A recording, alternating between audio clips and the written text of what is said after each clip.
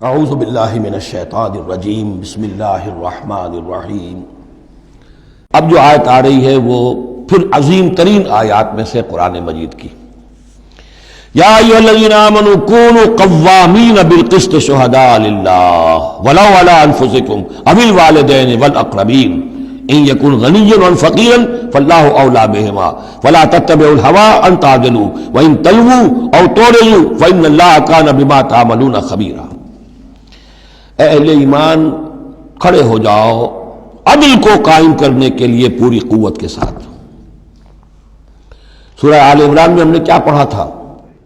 اللہ قائما بالقسط ہے، شہد اللہ انہ لا الہ الا هو والملائکۃ واولو العلم قائما بالقسط۔ جب اللہ عدل قائم کرنا چاہتا ہے تو اللہ کے اس دنیا میں کارندے کون ہیں؟ اہل ایمان، سپاہی ہیں، اللہ کے سپاہی۔ لہذا عدل قائم کرے گا اللہ دنیا میں اہل ایمان کے ذریعے۔ اللہ دین کا غلبہ چاہتا ہے لیکن اہل ایمان کو جانیں دینی ہوگی، کوششیں کرنی ہوگی، اصرار کرنا ہوگا، قربانیاں دینی ہوگی، تب دین غالب ہوگا۔ لیکن یہ اندازہ کیجئے کہ کس قدر اہمیت ہے عدل و قسط۔ یہ جو سوشل جسٹس کا معاملہ ہے، جتنا زور اسلام نے دیا ہے، بدقسمتی سے آج کا ہمارا مذہبی طبقہ اتنا ہی اس سے بے بہرا، سرے سے انہیں پتہ ہی نہیں کہ سوشل جسٹس کی بھی کوئی اہمیت اسلام میں ہے۔ قانون کی اہمیت ہے، تعزیرات کی اہمیت ہے، چور کا ہاتھ کاٹو، اس کی اہمیت تو معلوم ہے، لیکن یہ کہ اس نظام کو درست کرو، ظلم ختم کرو، ایکسپلائٹیشن ختم کرو۔ یہ سرمایہ دار جس طریقے سے خون چوس رہے ہیں اور چوس چوس کر جیسے مچھر پھول جاتا ہے ہمارا خون پی کر، اس طرح وہ پھولے ہوئے ہیں۔ آخر یہ پورا نظام درست کرو نا۔ یہ مشین جو ہے، یہ پورا نظام جو ہے جس میں کہ ڈسٹریبیوشن آف ویلتھ جو ہے، اس کا نظام غلط ہے۔ ایک ایسی چکی ہے کہ آٹا پیس کر ایک طرف ڈالتی ہے، دوسری طرف ڈالتی نہیں۔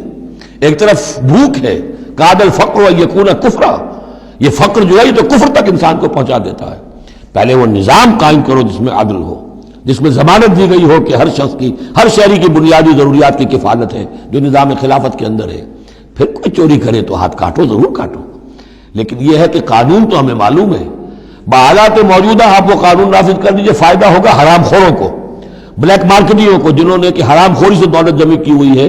چور کا ہاتھ کٹے گا تو وہ پھر پاؤں پھیلا کے سوئیں گے، انہیں ڈر کائے کا رہا، فائدہ انہیں ہوگا۔ اصل شے یہ، میں یہ نہیں کہہ رہا کہ شریعت نافذ نہ کی جائے، معاذ اللہ، لیکن یہ کہ شریعت شریعت ہے، دین دین ہے۔ لا جو ہے وہ سب سرو کرتا ہے سسٹم کو، قانون جو ہے وہ کسی نظام کو قائم کرتا ہے، مضبوط کرتا ہے، سب سرو کرتا ہے، اس کی خدمت کرتا ہے۔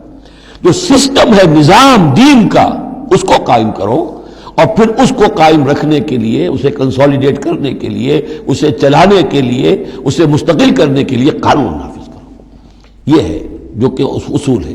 یا ایھا الذین آمنوا کونوا قوامین بالقسط شہداء للہ، یہی مضمون سورہ مائدہ میں بھی آ جائے گا، کل ہم پڑھیں گے انشاءاللہ۔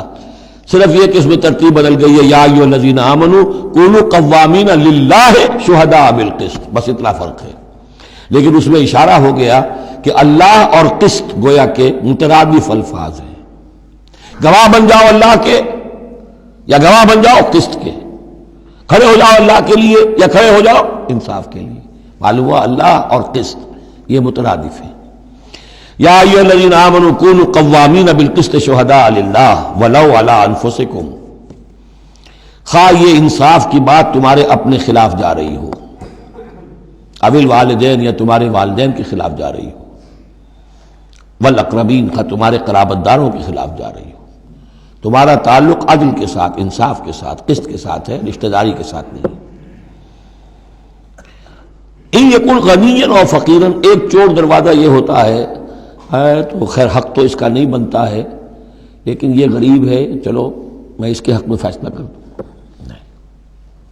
ان یکن غنیا او فقیرا فاللہ اولی بہما، چاہے وہ شخص غنی ہے یا فقیر ہے، دونوں کا پشت پناہ اللہ ہے، دونوں کا کفیل اللہ ہے، تم نہیں ہو کفیل۔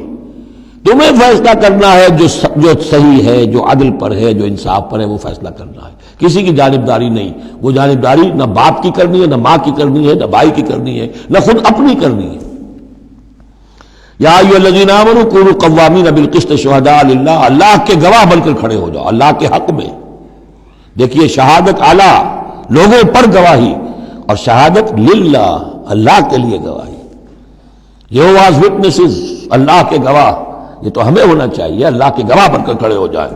ہر حق بات جو اللہ کی طرف سے اس کے علم بردار ہوں، اور اس حق کو قائم کرنے کے لیے تن من دھن لگانے کے لیے اپنی کمر کس لیں. وَلَوْ عَلَىٰ أَنفُسِكُمْ وَبِالْوَالِدَيْنِ وَالْأَقْرَبِينَ إِنْ يَكُنْ غَنِيًّا أَوْ فَقِيرًا فَاللَّهُ أَوْلَىٰ بِهِمَا. ان کا خیر خواہ اللہ ہے. فَلَا تَتَّبِعُوا الْهَوَىٰ، تو دیکھو خواہشات کی پیروی نہ کرو. أَن تَعْدِلُوا، مبادا تم عدل سے ہٹ جاؤ کہ تم عدل نہ کرو، خواہشات کی پیروی کر کے عدل سے برگشتہ ہو جاؤ. وَإِن تَلْوُوا أَوْ تُعْرِضُوا، اگر تم زبانوں کو ادھر ادھر مروڑے ہوئے، بات جس کو آپ کہتے ہیں کہ اپنے الفاظ جو ہیں ان کو انسان جو ہے چوئنگ یور ورڈز، تو اس طریقے سے کہ بات کہنا بھی چاہتے ہیں کہہ بھی نہیں پا رہے ہیں، حق بات جو ہے زبان سے نکالنا نہیں چاہتے، غلط بات نکل نہیں رہی ہے. ان تلووا او تعرضوا، یا تم اعراض کرو گے، بچ جاؤ گے، منہ موڑ لو گے. فإن اللہ کان بما تعملون خبیرا، تو اللہ تعالیٰ جو کچھ تم کر رہے ہیں اس سے پوری طرح باخبر ہے، اللہ بے خبر نہیں ہے. صدق اللہ العظیم.